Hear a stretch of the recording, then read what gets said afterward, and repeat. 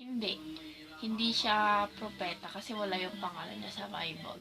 Pero isa siyang matalino, isa lang siyang mahusay, isa lang siyang mapagmatyag na nilalang. Tsaka ang dami niyang inaalam pag wala siyang alam. Rizal is not a prophet because brainy lang siya. At saka, hindi naman siya anak ng Diyos, something. Yun lang. No, because Rizal is not an author of a Bible. Propeta ba si Jose Rizal? Hindi, kasi ang propeta is yung mga alagad ni Jesus Christ. And si Rizal like hindi siya prophet.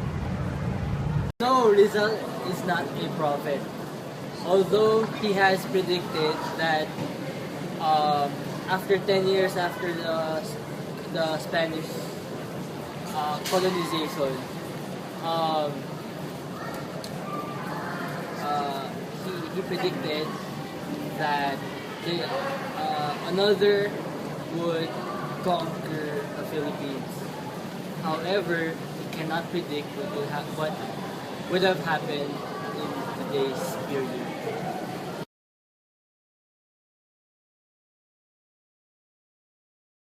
Oh, the Philippines will be one of the best country in Southeast area like Singapore, Thailand, Hong Kong.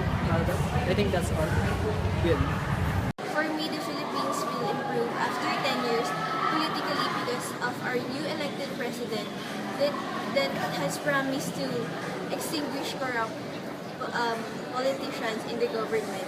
So after 10 years, we would probably have a nice economy as well as cultural.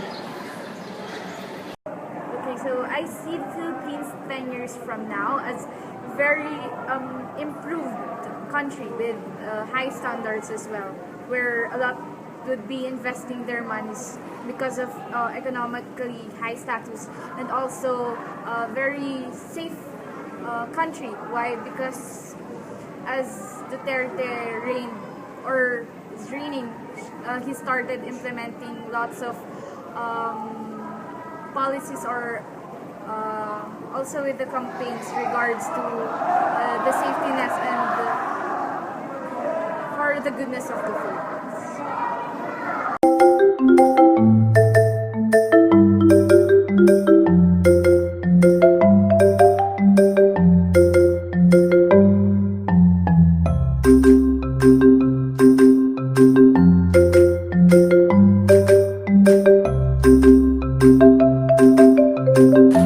The Philippines, A Century Hence is an essay written by Dr. Jose Rizal.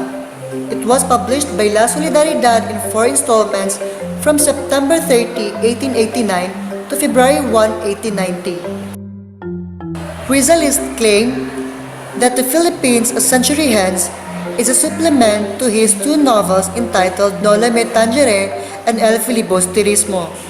It is believed that this essay was based on Fyodor Jagor's book, Travels in the Philippines. In the book, Jagor predicted that America will cause the downfall of the Spanish regime in the Philippines. The coming of the Spaniards ushered a new era for the Philippines. The Filipinos began to lose their culture. Gradually, they forgot their ancient cultures and traditions to embrace those of the Spaniards. Though those doctrines were not suited to their climate and way of thinking, the Filipinos began to feel inferior to the Spaniards. Time passed, the Filipinos remained faithful to Spain, but despite this, they began to suffer insults and injustices under the Spaniards, who used to be their protectors had become their persecutors. The Filipinos endured, but eventually they realized that the oppression of the Spaniards should not be tolerated. The essay explored 4 means the Spaniards can hinder the progress of the natives. The first is by making sure the natives are uneducated. But despite the efforts of the Spaniards to breed ignorance, there existed an enlightened class of writers, historians, philosophers, artists, and scientists. Enlightenment was spreading in the Philippines and can no longer be suppressed. Next is by keeping the country in poverty.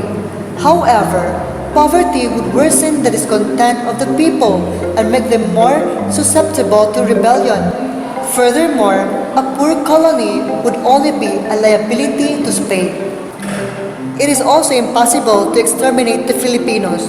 They are a hardy and resilient race, having thrived despite all the wars and plagues that have visited them. Last is fostering feuds among the provinces. However, communication between the islands had improved with the emergence of steamer boats and telegraph lines. Moreover, the abuses of the Spaniards had unified the Filipinos. Spain then could not prevent the progress of the Philippines. What it must do is introduce two fundamental reforms to the country: the freedom of the press and Filipino representatives to the Spanish Cortes. Both ensure that the Filipinos are able to communicate their plight to the government. There are two possible outcomes. Either the Philippines will remain under the control of Spain, but only if the Spaniards correct their malpractices against the Filipinos, or the Philippines will finally declare itself independent from Spain after centuries of being colonized. Should the Philippines secure its independence, no nation would attempt to colonize it. The European powers would be focused on Africa, being an untouched and undefended territory. Other nations would be too busy to bother colonizing the Philippines. As for America, colonization is contrary to its tradition. Neither is its territory congested by inhabitants.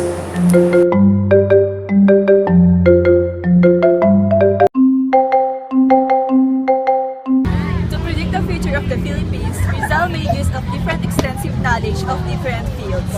He made references to science and literature which he related to what's happening in the country to predict outcomes and further illustrate his points. He also frequently cited history. History repeats itself regardless of time or place, so what happened in another country or in another century could be applied to the Philippines during Rizal's time. By analyzing what he knew, Rizal was able to make prediction as to the future of the Philippines. He didn't need prophetic power to do so.